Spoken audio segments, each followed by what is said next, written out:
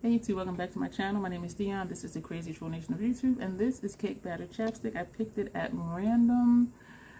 I did the same exact base chase as the previous video, and this will be the base face you see for this entire series unless something crazy happens. Let me get to the intro.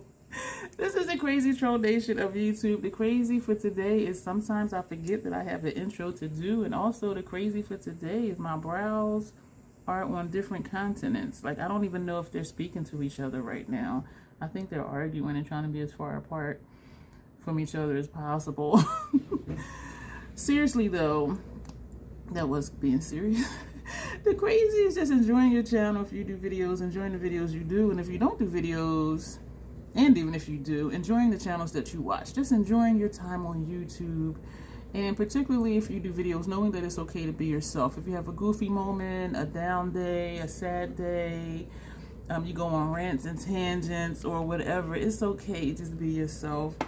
And the troll part is not caring too much about the beauty community standards. You set the standard for yourself. A lot of times we are our own worst critic. Try not to feel like you need to use the popular brands or the popular tools or things that are hyped up or things that people say you have to use this if you want that. No, you don't. Use whatever you want to, however you want to get your makeup on in a way that you are satisfied with it. And so if they want to say that we're trolls or our makeup is not elevated or whatever, they can say whatever they want to because you set the standard for yourself. Here at the Crazy Troll Nation, we are about self-acceptance and self-love, embracing your natural features, enhancing them if you want to, when you want to, but never feeling like you have to, not feeling like you're not put together if you don't do a certain thing or if you don't wear mascara or put on lip gloss or whatever. Love yourself for who you are and for how you look, even without face paint on. That's what we are about here. Just being yourself, knowing you're the bomb, wearing what you want to, and just rocking it. Love yourself, y'all. Love yourself for who you are. So, oh, I almost forgot. I do curse on my channel sometimes because I do curse in real language. Oh my gosh, cursing is a language. I curse in my videos sometimes because I do curse in real life sometimes. Y'all, I be saying stuff sometimes, and then when I hear myself, I'm like, troll, what are you talking about? That's why this is the Crazy Troll Nation, because it's like a box of chocolates. You don't know what you're going to get until it comes out of my mouth. So anyway, if this is your first time here, welcome. Thank you for being here. If you are returning, thank you for coming back. Today, we are going to be doing an ethereal look. I did an air quote because I'm going to try. We'll see. Using Pat McGrath Mothership #2, which is Sublime, and this is what it looks like. And so we're gonna do our best. I don't know why I try and hold it the way people hold it after I just went through the whole thing, like just do your own thing. But this is what it looks like. It is smoky by nature. For me, of course, this is a black, so that's gonna be dark. This shade, this one, and this one, they show up pretty dark on me. But the goal here for this half of the series is to do ethereal looks that I think most people would do using the Mothership palettes. Me, myself, I lean towards, well, I should say my preferred aesthetic is either smoky or messy grunge or bold colors or swamp water type looks, not the ethereal type stuff. And I'm not always about, if ever, seriously about the shimmer high shine, because that's not dark or smoky. You know what I mean? And so yeah, so we're going to try and do the looks that I've kind of been seeing how people use the Motherships. And so this is new for me, intentionally doing these types of looks because I don't gear toward them. So for right now, we're going to take dark rose and we're going to do outer, inward, dark to light again. And I'm really liking doing this, and I think me making myself do this is going to help me perfect it in a way that I like for myself and for my eye shape. And I need a dense brush for this, and I needed a dense brush for the previous look I did when I took the dark shade and put here to create my shape. I am liking this technique because it helps me not automatically round my shadow, because my eye shape is round, and this helps me to get, you know, an angle. And so I am liking doing this. And when I go from inner to outward, when I start inner lid and go outward, it automatically just rounds out by the time I get to this deepening shade or my outer corner shade. And even if I try to do an outer V, it still ends up just rounded. It ends up just being an outer corner versus a V shape. And so I am really liking this. And as of right now, I think I may do this for most of the looks, but we will see what's going to happen. I do need a more dense brush than this, and I think I used this fluffy brush because I'm still unsure of this outward to inner, dark to light technique. And so using the fluffy brush, the color's not going to be intense, and so if I mess up, it'll be easier to either fix it or camouflage it. Oh, my eyes got wings. So now we are going to take we're just going to take this brush. It is a shader brush. It says it's a blending brush, and it's not dense though, and so we are going to still not use a dense brush because I'm still just not quite sure. I'm learning here, I'm experimenting. And so thank you for being here with me for this process. And I do really like how these shades blend out. Like, you see how this is blending. Like, this is really nice. And so I am really digging it. What I learned is that I need to go up higher because of all the puffiness I have up here. Otherwise, the transition area may look like a blank space. And so that's something that I'm learning, is how to make this technique work for my eye shape.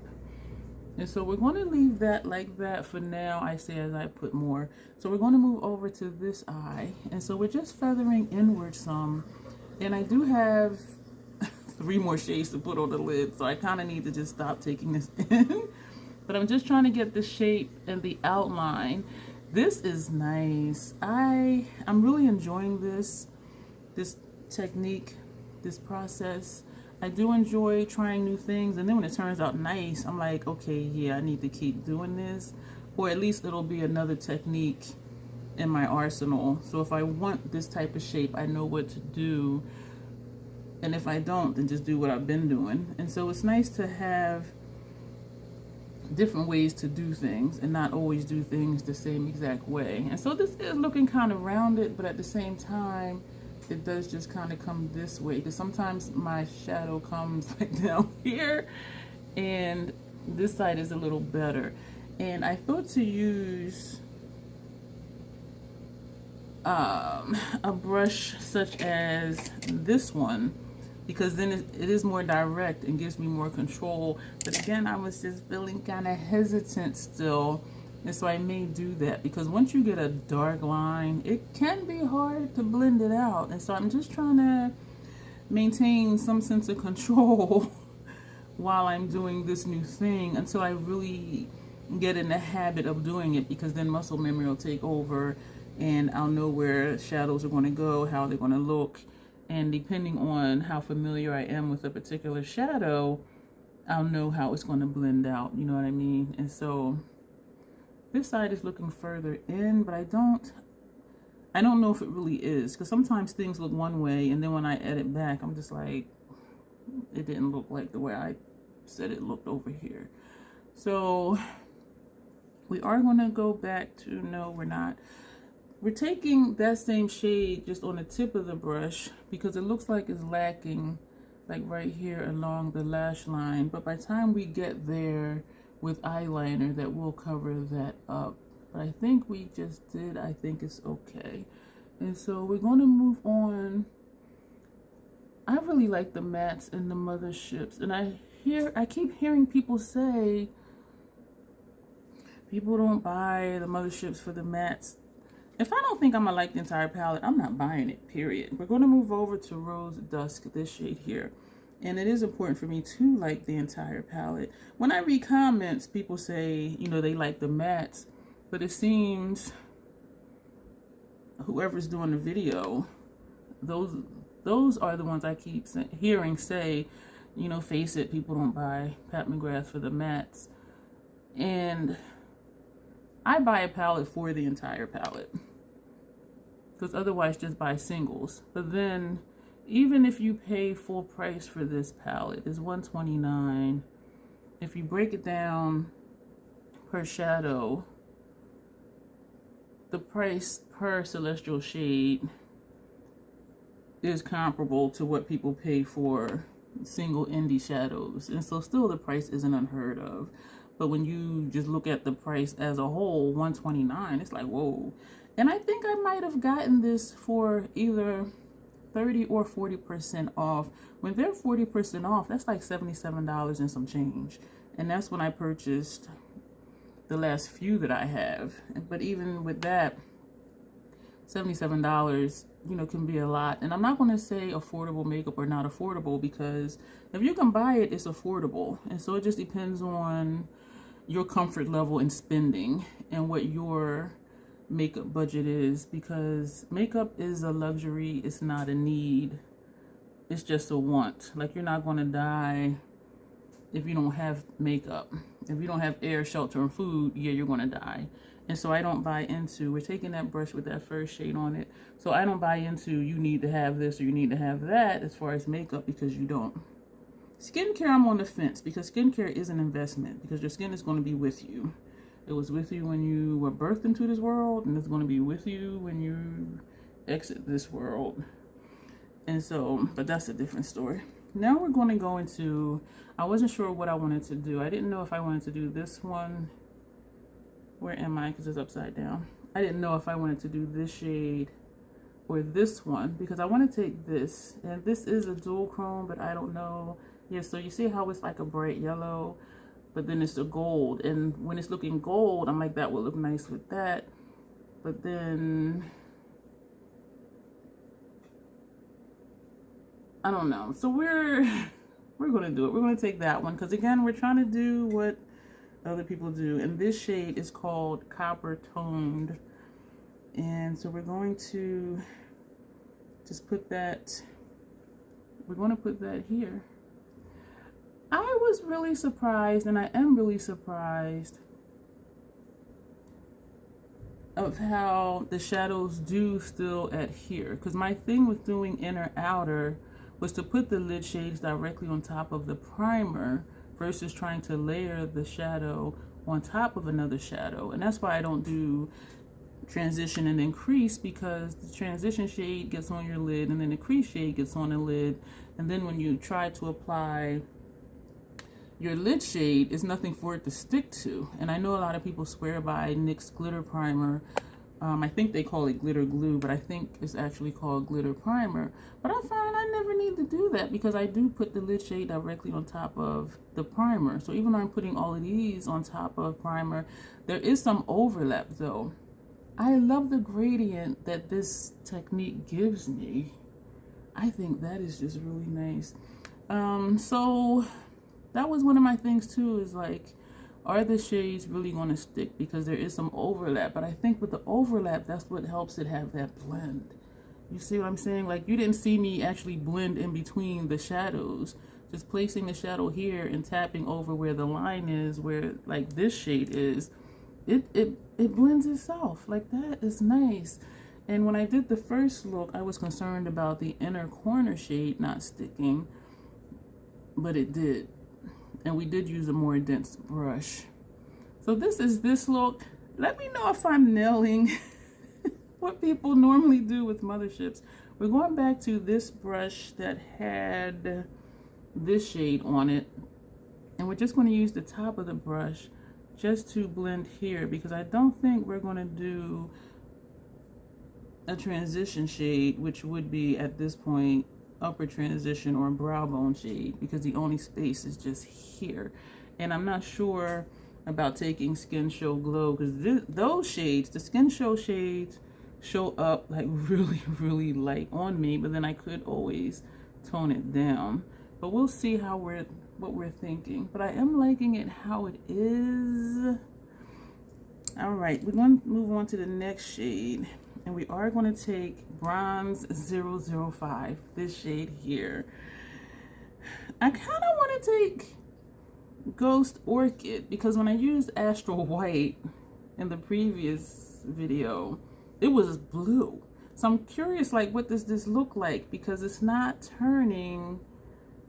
I keep forgetting this is a duochrome. So it's green and then it's like a purple.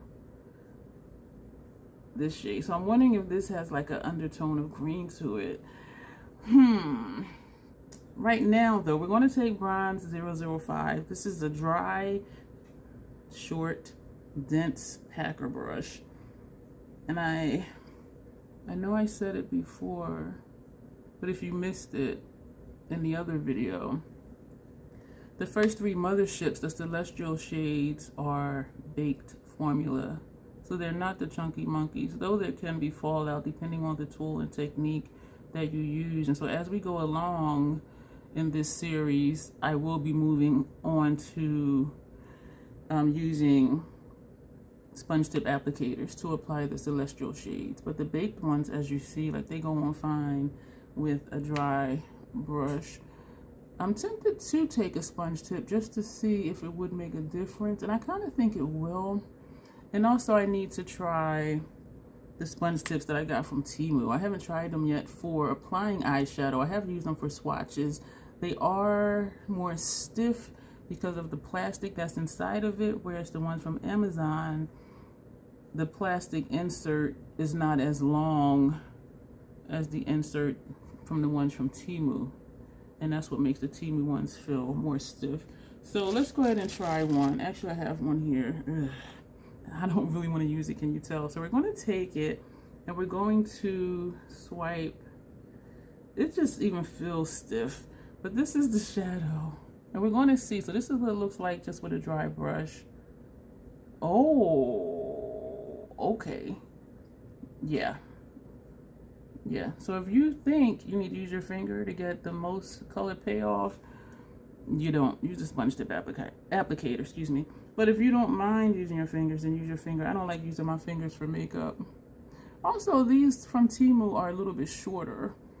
Online, they looked exactly like the ones from Amazon. But if you know some of Temu's history, they do take stock photos. Well, they borrow or steal stock photos from other websites to use for their own. And so I think that's why there's quite a few videos on this is what I ordered versus this is what I got, because it may not be the same exact thing. We're going to go back to the brush we used for this shadow, and we're just going to sweep it over to get more of a blend. So yes, the sponge applicators work. They're a little bit shorter and they are more dense, and that I don't like, but I like the effect though. I do. I have to admit, I do. And I was hesitant to use it because it just feels stiff. Even wiping it to get the shadow on it from the pan, it was stiff. I kind of want to take Ghost Orchid Inner Corner highlight, excuse me, just to see what it's going to look like. But I don't want to mess up the look. What we're going to do right now, we're going to think on that. What we're going to do right now, we're going to take the black liner from Pat McGrath, and we're going to put this on our lower lash line. And while I'm doing this, I'm trying to think of what shades I want to put under here. Part of me wants to do the green just to have something pal under here. Something like, whoa. I do think I'm nailing the typical Mothership look so far. I do. Between this one and the other one I did. And I have done ethereal looks before, but it wasn't intentional. I'm trying to be intentional with this, the first half of this series. Actually, maybe for the whole series. That happened yesterday. And I thought it was mascara that was right there because it was that dark spot, but I did just fix it. My lash line follicles are not even.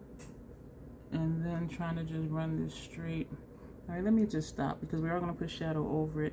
So what shadow are we going to put? I do want to use the green. You know what, I am, because I have seen people put green underneath, because I think because they didn't want to put it on the lid and they didn't know, but it's green, but then it's purple. So we are going to take that, and this is called Blitz Emerald. And we're going to just take a pencil brush, and we're going to put that under here. This is a beautiful shade. I need to remember to do half the lid, because I do think we're going to take Ghost Orchid and put that on the first half of the lower lash line, because I forget what color it is. Did I just come down too far? Yep. Dang it. So I'm gonna have to blow this out and blend it. So that is that. Yeah, that's not good.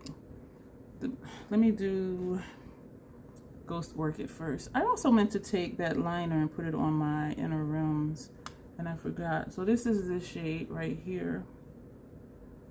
And what color is it? Is it pink? Yes, pink. Okay. Yeah, that's pink.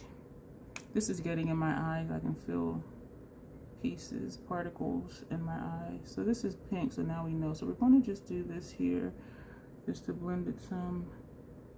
Oh, you know what? That covered up what I wanted to cover up, or blend it out, or whatever. Okay. Okay. We're still going to take the brush that we used for this shade, not adding any additional color, but we're just going to buff under here just for further blending, even though I don't think that it needed it. And we are not going to take this on our inner rims.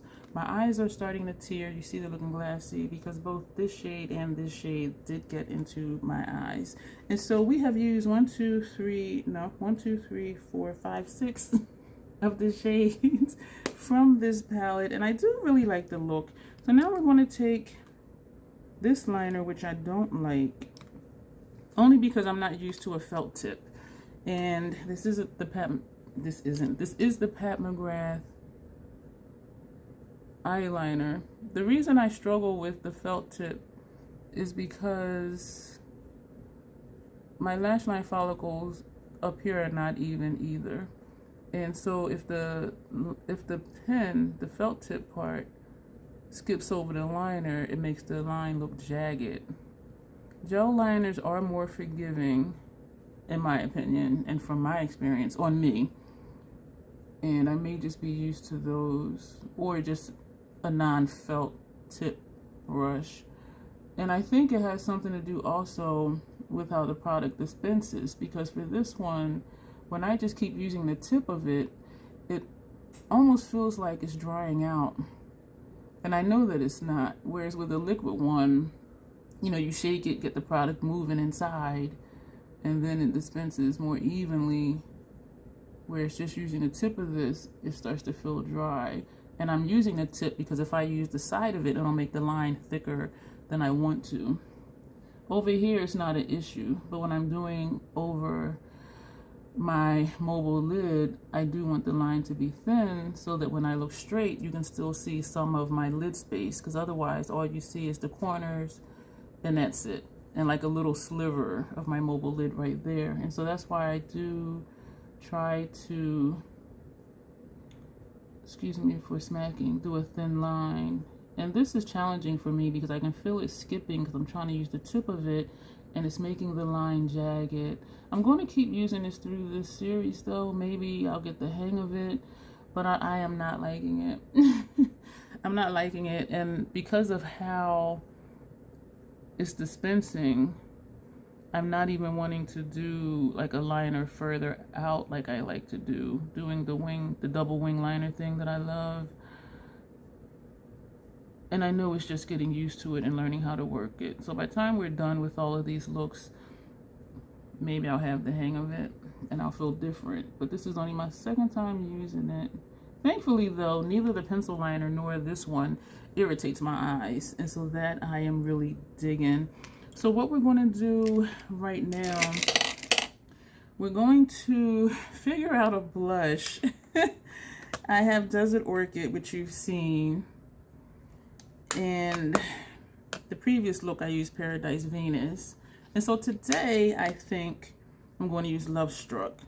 I only have the 3 pat blushes. Excuse me. So we're going to take Love Struck. I don't prefer this one. And I keep thinking maybe it'll grow on me. It's just the tone of it that I don't prefer for myself. That's all. But is she cute? She cute. She is. And it's just about color preference. And even though Paradise Venus is deep on me and it goes deep quick, I just love that tone. I just love that color. I think it's very nice.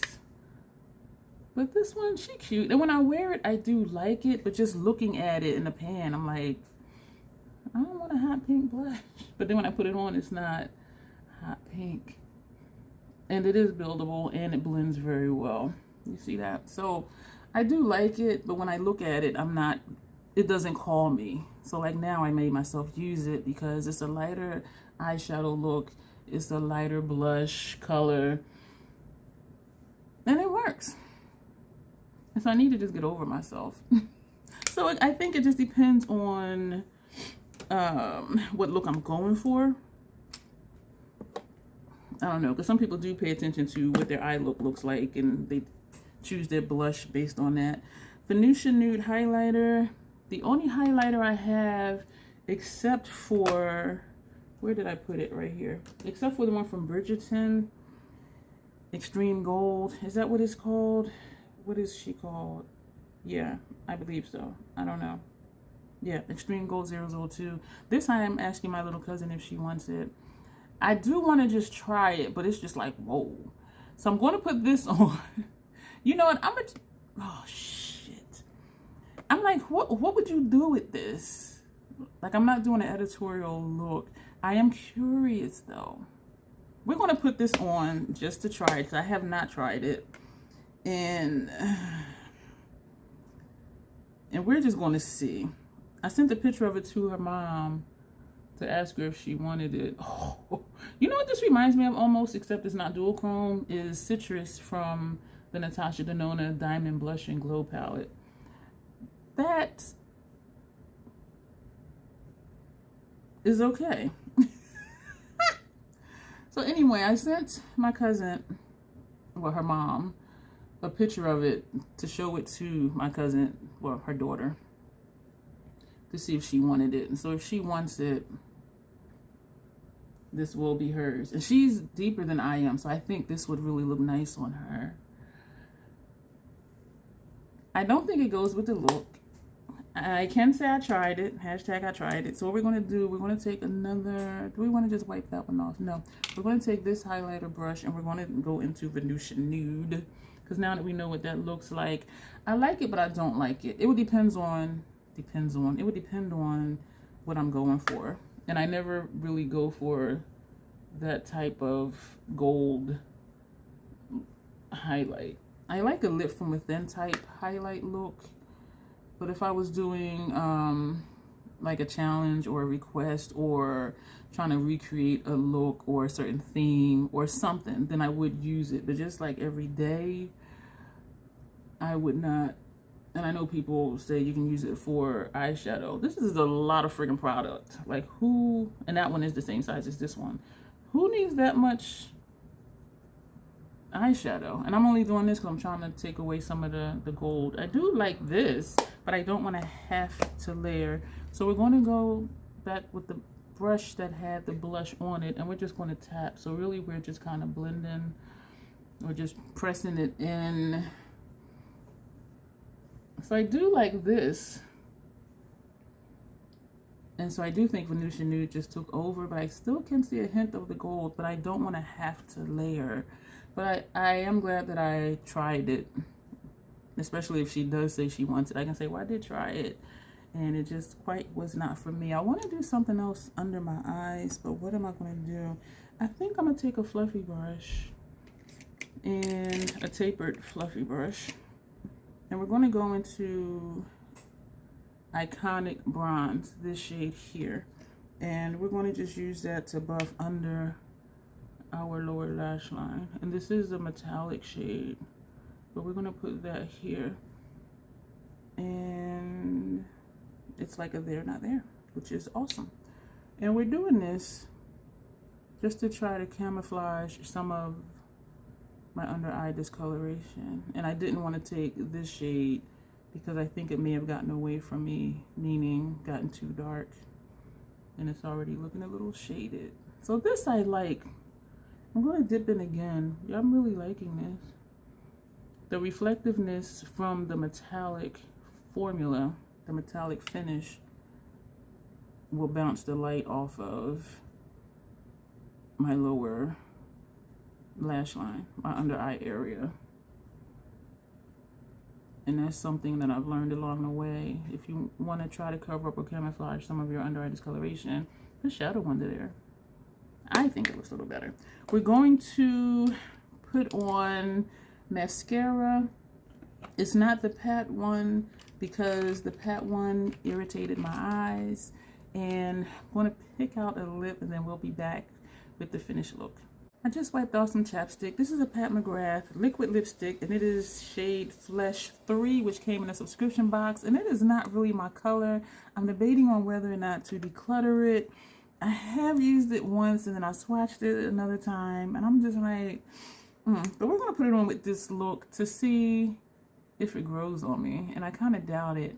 It's something with the color of it that I just don't like for me. I do think it's pretty.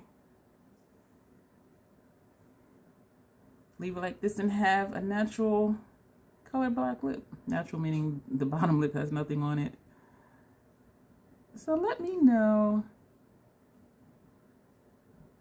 how this lippy is working with this eye look. I kind of think it is. And I'm making this face because I don't like the color on me. I don't like the color on me. It's very comfortable to the point where I did look on her website to see if she had darker shades. Because if she had like a dark brown or, you know, black or even like a dark purple, I would definitely buy it. But this is like one of the deepest shades. They're all, most of them are like the berry red tones, and I don't know. So I think it goes with the eye look. I'm not even sure about that. So let me know what you think. Am I nailing the ethereal looks, doing the typical Pat McGrath looks? I do really like the look.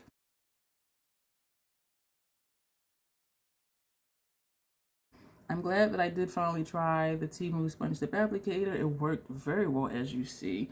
And I did try the Bridgerton highlighter, which is not something I would always use. And I do still see the hints of gold underneath Venusian Nude. And so I would wear this, like if this was a tone of highlighter, I would wear it on a regular basis, maybe only because I rotate through what I have. And so, but just the gold by itself, unless I just put it like here, I would do that. So if she doesn't want it, I will incorporate it into my looks. But this definitely is a nice one, I think, for me because of the undertone of it. And it did a good job of toning down the gold. I do like it. I'm not going to say if it's wearable or not, because if you wear it and you like it, it's wearable. And so that's why I don't use certain terms. But I'm really digging the cheek situation. I'm digging the base face. I'm really liking that I put that metallic under my lower lash line, because I do think it did kind of camouflage some of my under eye discoloration that's going on under there. We did not do brow bone highlight, and I'm okay with that. I'm really digging this look. So again, this is Pat McGrath Mothership #2 Sublime. This is what it looks like. And because we did use Ghost Orchid, we've used 1, 2, 3, 4, 5, 6, 7 shades. Ooh, out of the 10. And that's because we put 2 different ones on our lower lash line. Oh my. So if we did use this one, that would have been 8 shades. But it is so bright for my brow bone area that I do always have to tone it down. I don't have to, but I feel the need to because it's like, it's so bright. But anyway, thank you for being here. Let me know what you think, and you will see me in the next video using the next Mothership, doing an ethereal, typical Pat McGrath look. Do let me know about this lippy. Do you think I should keep it? I know I wouldn't use it often unless maybe I was doing an ombre look with black around the edges. It's not a hideous color. I just don't prefer it for me. But let me know if you think I should keep it for when I do looks like this. I do think it goes with the eye look. I'm babbling. Thank you for being here. As always, self-acceptance, self-love. That is the Crazy Troll Nation way. You will see me soon.